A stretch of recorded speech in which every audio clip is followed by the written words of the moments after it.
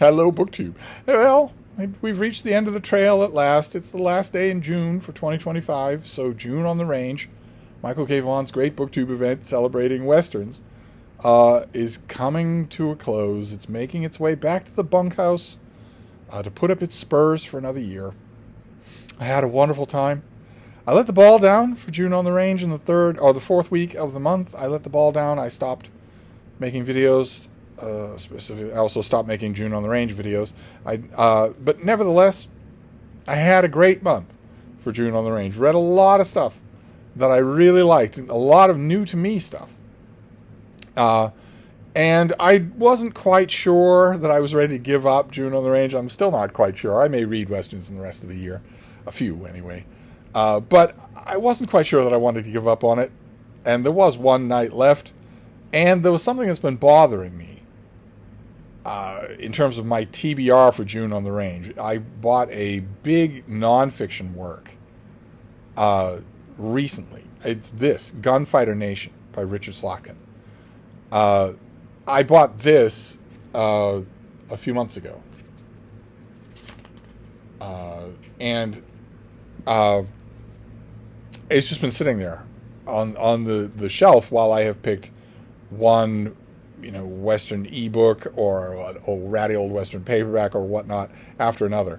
And this thing is big, and I got to the point at sundown yesterday where I was thinking about assembling the night's reading.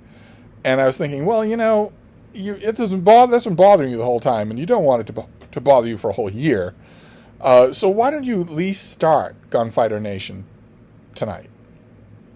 Why don't you at least do that?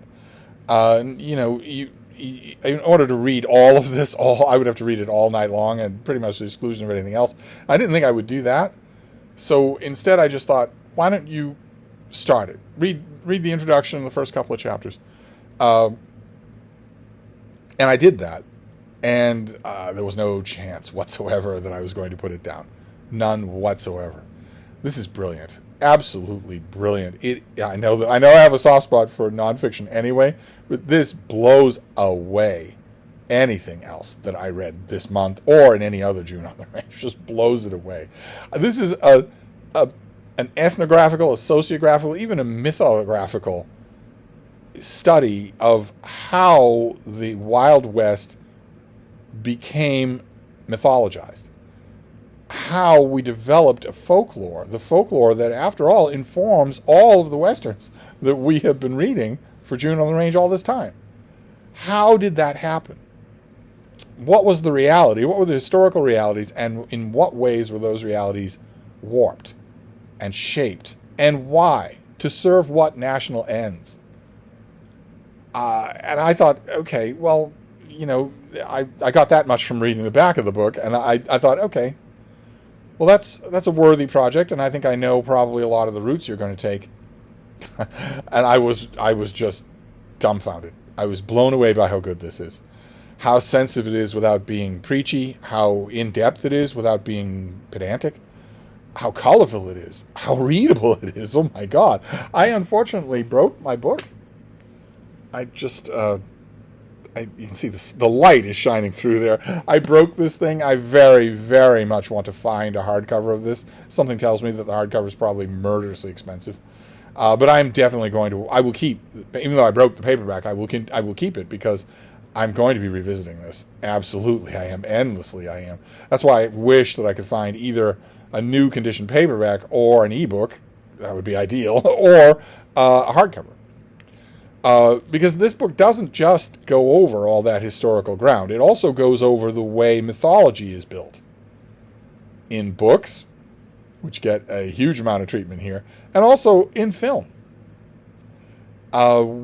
which also gets a huge amount of treatment, and which is the reason why there was a Western boom in the middle of the 20th century. It wasn't because the books were boomed because of the movies. And the movies boomed because it's good versus evil, because it's dark and perilous times. That's what you want. You want the myth of good men fighting back against evil and pushing back barbarism. And I have to say, as good as this book is on everything else, on dime, you know, penny westerns and dime store novels and whatnot. It is great on the plastic media. It is great on film and TV. Just great. I have read so many books in my life on the Western movie, the Western series. I've read so many film study type books on those things. And this is just so much better than any of them.